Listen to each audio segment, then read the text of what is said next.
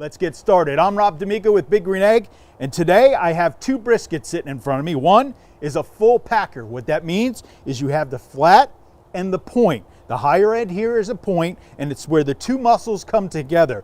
We'll show you that here in a second. Right here is the flat. This is the flat where it's just the flat. It's the point's already cut off of it, and it's a tough piece of meat. So what you have to do is, in this case, we're gonna low and slow cook this thing, and we're going to smoke it around 225, and it'll take about 12 to 14 hours here. This is a 12-pound brisket here, and when we trim it, it'll get down closer to 10, and this flat right here is about 10 pounds. When we trim this will probably be about 9 pounds, maybe a little higher, because we don't have that much to take off of this one. This one's already pretty much trimmed out.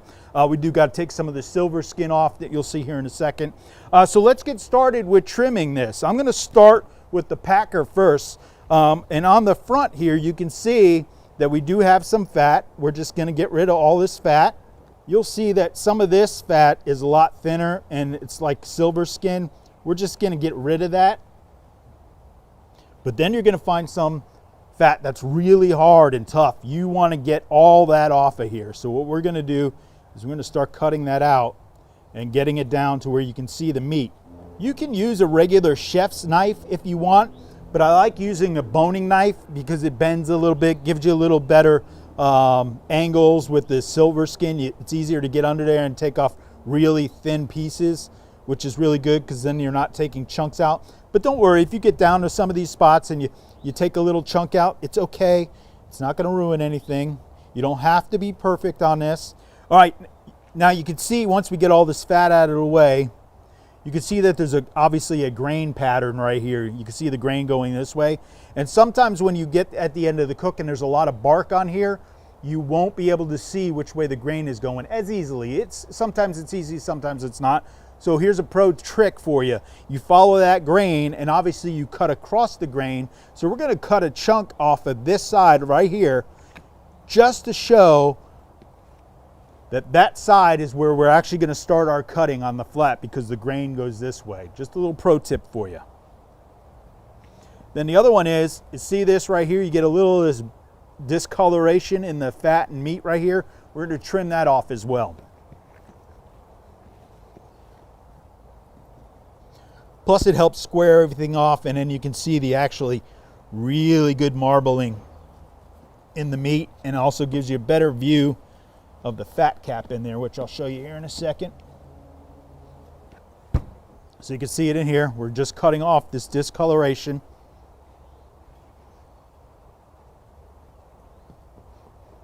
Exposing more of the fat cap, which we're about ready to flip over and start cutting that. Some people like to leave it on, but you'll feel that there's hard spots in it. You want to get the hard spots out. And then with the softer side, which is getting on the thinner side of the meat, you want to get that down to about 1/4 inch. And some people say 1/8, but I like to keep it on 1/4. Again, I'm going to cook this so it renders down. And don't worry if you see a spot like that where you went too far, that's okay. Again, we're not doing this as a competition. This is for the backyard, and we're having some friends and family over, so it does not have to be perfect. Trust me, they're going to enjoy it. All right, now that we got all of our brisket trimmed up, we got the packer all trimmed out, we got some of the fat that's been connected in here. We also did our corner cut, so we know where the grain is. We also did it on our flat, got all the nice silver skin off of there. We kept some of the fat on the back on this one, but this one's pretty good and trimmed up. So we're gonna add these on the egg. First though, we're gonna get them seasoned. Basically, when you season these, you only have to use salt and pepper. We got a little half and half, 50-50 salt and pepper, and I also put a little garlic powder in there as well. So I'm gonna get this, I'm gonna coat it really thick. But again, this is mostly just salt, 50-50 salt and pepper.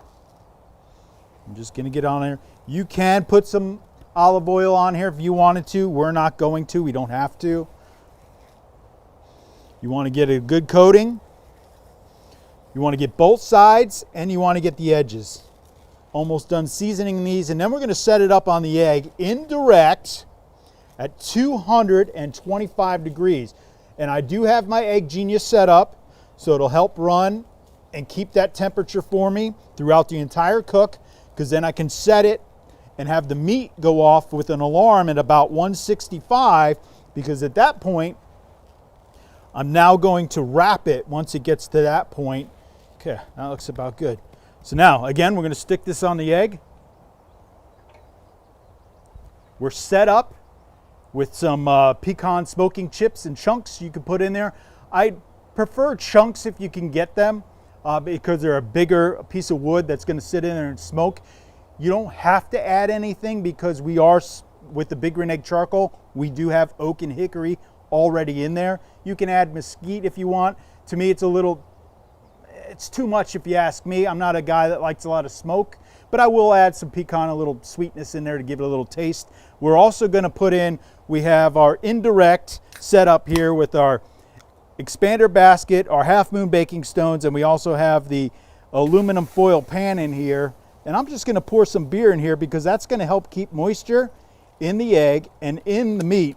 But again, this fat's going to render right into this beer. Oh, and this is going to taste absolutely fantastic. So let me get these on here.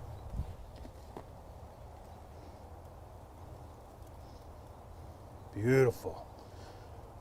We're going to let those cook to about an internal temperature of about 165. Then we're going to remove them and wrap them in our Big Green Egg butcher paper. Let's let this cook. Smoke slow and low, 250 degrees, 225, somewhere in there. Egg Genius is going to keep us up to temp, and they're going to keep an eye on the meat and let us know when it's all ready to get wrapped.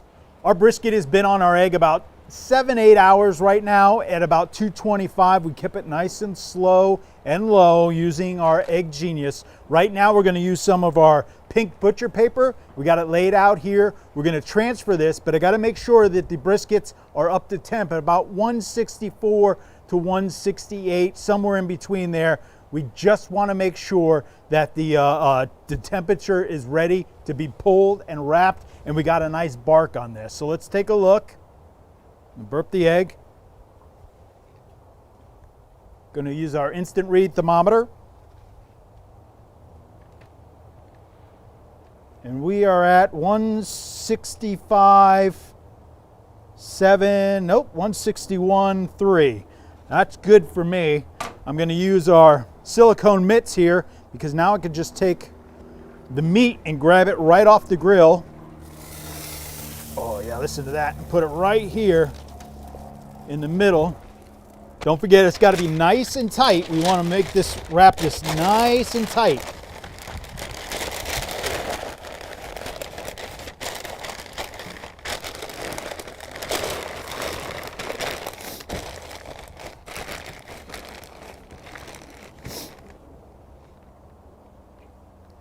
We're going to set this back on the egg. We're going to do the same for the second one. Okay, now that our second one's wrapped, we're going to put them back on here. And again, once they get to around 167, 165, somewhere in there, you get to what's called a stall. And that stall is the opportunity you want to take to wrap it all in there, keep all that moisture inside, and let it finish its cook to about 205, and then we'll check it. So let's let this smoke about another few hours here, and we'll come back and check it when it's up to 205. Okay, we've been keeping an eye on our brisket. We're about 203, 205. I'm going to check the temperature, and if we're sitting at that temperature, what you like to do, and I'm going to show you this, is using the instant read thermometer. You stick it. Oh yeah, look at that. 203, 79, 204. This one's ready to pull. So we're going to pull this one out. We'll just set it here for right now. Shut the egg. What we're going to do is we're going to put these in a cooler, let them rest for about 40 minutes, and then we're going to slice into them. Okay, we just pulled these out of the cooler. They've been in there for about 40 minutes. Now we're going to open this up, and they're still going to be hot. We're going to open this up and then cut into them. And today we're using our disposable cutting board because we don't want all the juices running all over the place. I actually want to collect them because when I start to serve this, put it on the plate, I'm going to pour those juices on top, and all I got to do is pick up my nice disposable cutting board here, and it'll dump all the fluid onto the plate. So let's open this up, see what we got here. This is like Christmas Day. Oh my gosh, look at that bark and the jiggle. Woo, and it is still very hot. Look at it jiggling. That's good stuff right there. And a nice bark on there. You can see the grain. So we're gonna cut going across the grain. Look at that, that's beautiful. Oh yeah, so here is our flat that we had, and this is our packer.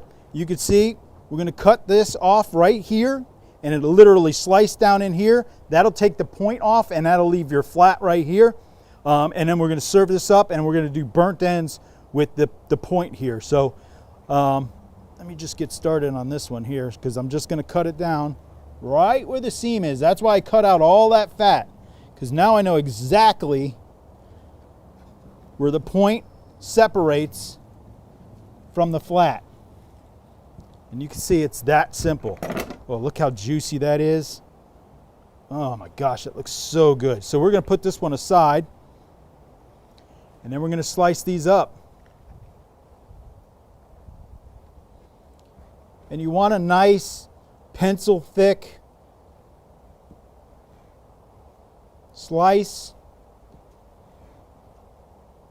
And I can tell you that this is still very, very warm.